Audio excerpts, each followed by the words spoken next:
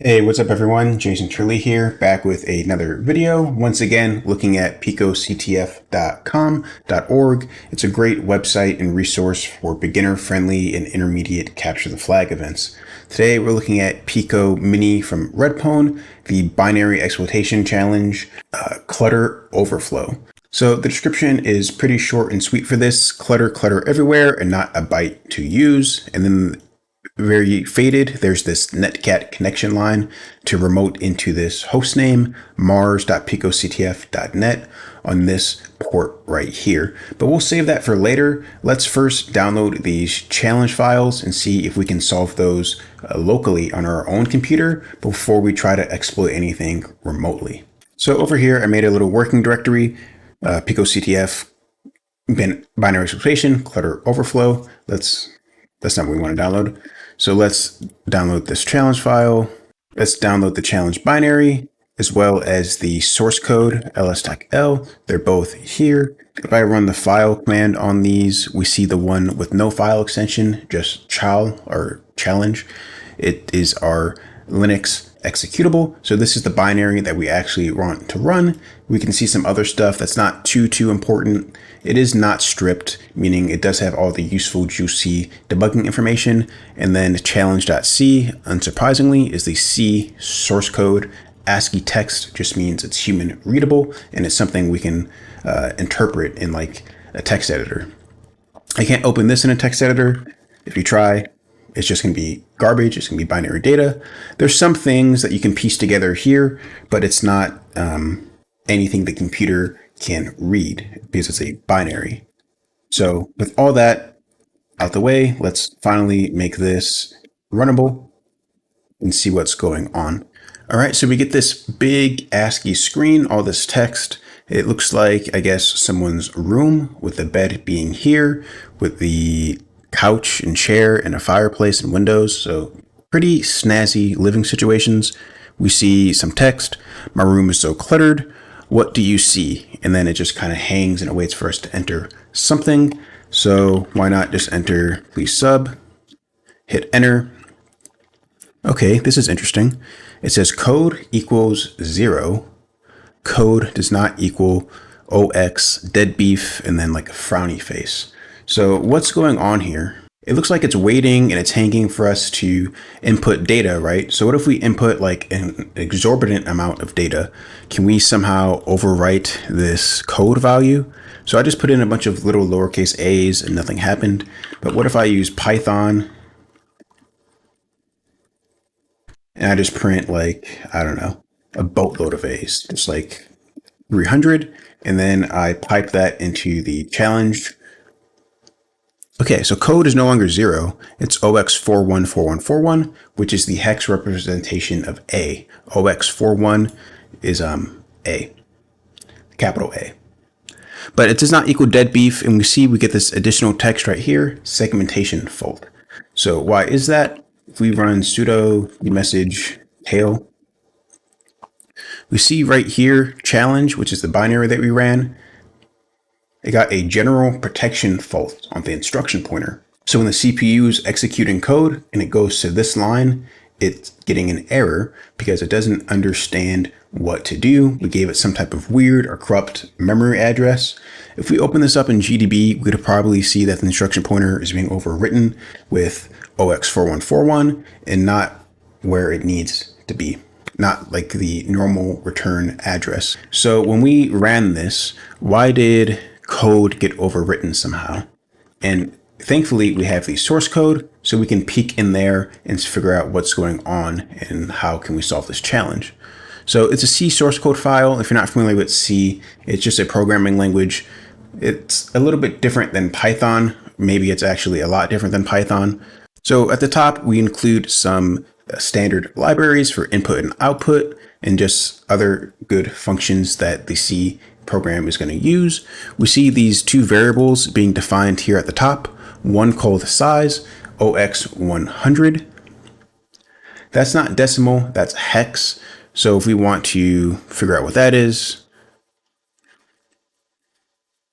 there's probably a million ways, but we could probably just Google hexadecimal. All right. All right, 256. Okay, this is probably like the worst way to do it. A better way, open this up in Tmux. There, I just like using Tmux. Now I can create better windows and panes as I go, things like this, and it makes it nice and easy. So let's do Python. What is OX 100? 256. Cool. So it's reading in 256 bytes of data. So the size variable is OX100 or 256 if you're more comfortable with decimal. And this goal variable is OX deadbeef, which is a different, I guess, just made up hex address, made up hex value. So this is the banner we saw earlier, not very important. This is what we care about here, the main function, the crux of the program, the meat and potatoes. This is the execution point, right? So on line 30, we see the variable code being declared and initialize the value of 0. And then we have a character buffer of byte of size. So we just have a buffer on the stack that is 256 bytes long. It does some snazzy stuff with standard input, output, and error. It prints out our header, and then it prompts those two questions that we saw earlier. And then it calls this function right here on line 41, get string clutter. So this is a horrible function. It's vulnerable. What you want to use is something called fgets. So if we do a man of get string, we see here that is deprecated, meaning it's no longer safe to use. Don't use this program. It takes in any string as input, but it does not take in a size. So we can input anything we want. That's why we're able to overflow with 300 A's or whatever. And that's how you get a segmentation fault. If we scroll down here, we see some bugs. Never used getString. So that's pretty peculiar, right? This is a manual page, this is documentation, and it's saying never use this function because it is impossible to tell without knowing the data in advance how many characters getString will read, and because getString will continue to store characters past the end of the buffer, which we saw earlier. It's extremely dangerous to use. It's been used to break computer security. Use fgets instead. So if we want, we can look at fgets. All right, there's a few in this like little family. There's fget character, fget string, and so on and so forth. If we scroll down here, right here, fgets reads in at most one less than size characters from whatever input stream you give it, in our case, standard input, into the buffer. So why does it read one less? So if we enter 200 characters into a 200 byte buffer in C, strings are terminated by the null byte. So we want that null byte to be in the buffer. So if we enter 200 characters, it's going to subtract that last one and enter our null byte instead. Hopefully that made any sense. I can always draw this out if I need to. So hopefully that made sense. Hopefully that's a good education, but let's go back to the actual challenge. So it's reading in our string of any size, and it's putting it on the stack. And if we can somehow get that code variable, which is 0, equal to OX deadbeef, it's going to print out the flag. So how can we do that? So before we change the variable to OX deadbeef, let's just see if we can change it to something arbitrary like a B, right? Something simple. So we know the buffer is 256 bytes in length. And let's add on some B's. Let's add on B's just like that. And now let's pipe that into our challenge output. And we see it's still 0. So that's not enough. Let's see if we can make this a little bit more. Let's increase this to 8. Okay, code is still 0. Let's just keep incrementing by 4. Let's make this 12. Okay, so that worked. So even though the buffer is 256 bytes in size, it doesn't exactly fill up correctly when we run our little Python script, or Python command, I guess. So to visualize this a different way, let's change this to 8, and now let's add 4 C's at the end. And we see it's changed to 4 C's. So what is going on? So we have 256 bytes of the buffer. We have 8 bytes of padding that the compiler adds, because the compiler likes to make things divisible by a certain number. So maybe 256 isn't something the compiler liked. So it added 8 bytes of just nothingness basically at the end. And then we have the variable code, right? So we're overwriting our buffer, and then the result is being stored in code. So why is that? That doesn't make any sense, right? Code is on top of clutter. So shouldn't it be the other way around? If this is on top and this is on the bottom, it should overflow that way. So the best way I think I can explain this is using a diagram, a drawing. So I'm no artist, but essentially we have the stack here, which is a layout of computer memory. And then the first variable being declared is code. So let's make our stack look like this. In the stack, it's called that. You can think of like a stack of plates or a stack of books. You put the first one in here, and then you put the next book on top, and so on and so forth. And when you go to take something off the stack, you always have to take it off the top. You can't grab the bottom. You have to take off the top. So since code is the first variable being declared, it's essentially on the bottom. And we know it has the initial value of 0, and it is like 8 bytes long. It's not an integer, it's a long. I don't know if that's 4 or 8 bytes long. We'll just call it 4. And next we have our clutter. Clutter.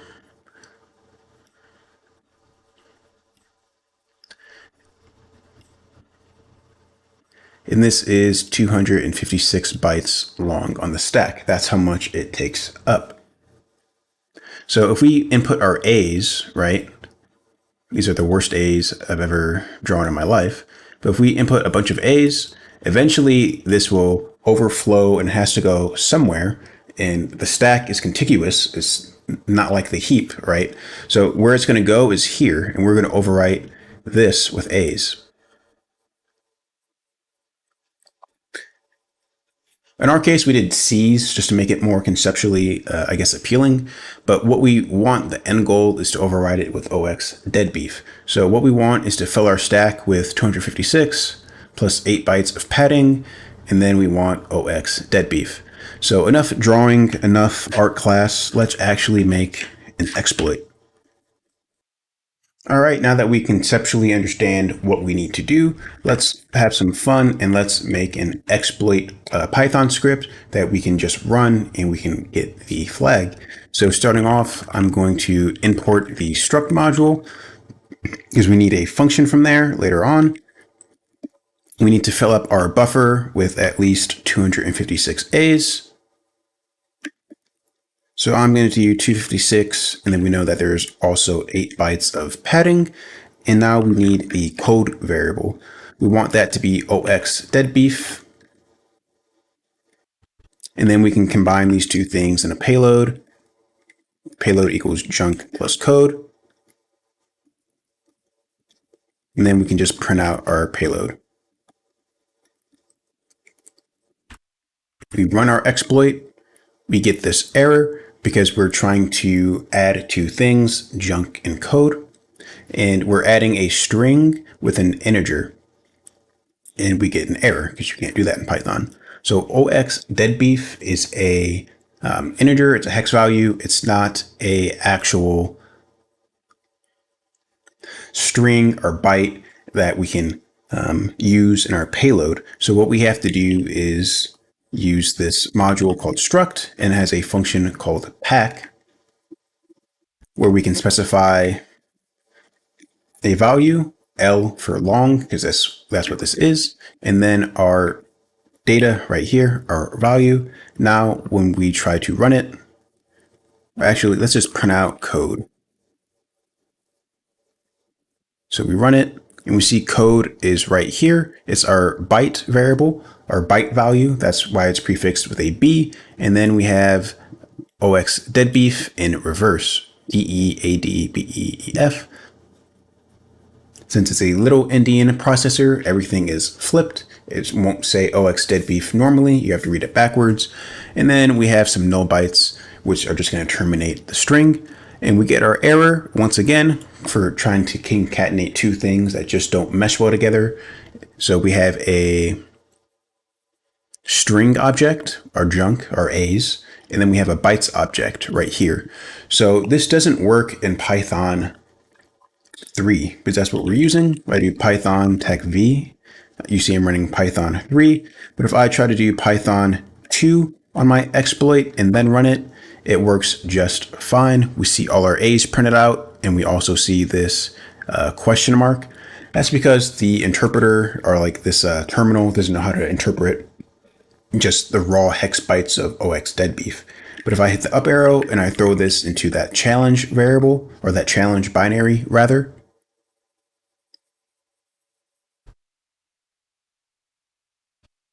oh, okay, I forgot. So we printed out, we need to take this one out. All we want to do is print out our payload. So let's rerun this like that. All right, cool. So this is exactly what we're going to feed to our program. Throw that in there. And we see here, code equals OX dead beef. How did that happen? Take a flag for your troubles. And then we get cat flag.txt, no such file or directory. That's because I don't have a flag.txt file here. And this is when we take advantage of this netcat service that it gives us. So let's grab this, copy it, slam it in here. And it waits for our input. We don't have anything. So let's, instead of piping this into challenge, let's slam that into that netcat connection. And there we go. It prints out the flag, picoCTF, controlled clutter in my buffer. So that's how you solve that challenge. Hopefully that made sense. Hopefully it wasn't too technical, too high level, or, just too confusing. I tried my best to explain it and break it down. So I don't know if I love this sketchpad thing. I might look into some better software, better technologies to draw and explain these things to you guys. But that's how we did it. That's how we solved that challenge. We can grab and just paste in our flag there. But very simple, very basic buffer overflow to overwrite a value on this stack. Let me know down below if you guys enjoy these kind of videos. Like, comment, subscribe, yada, yada, yada. As always, take it easy and see you guys in the next video.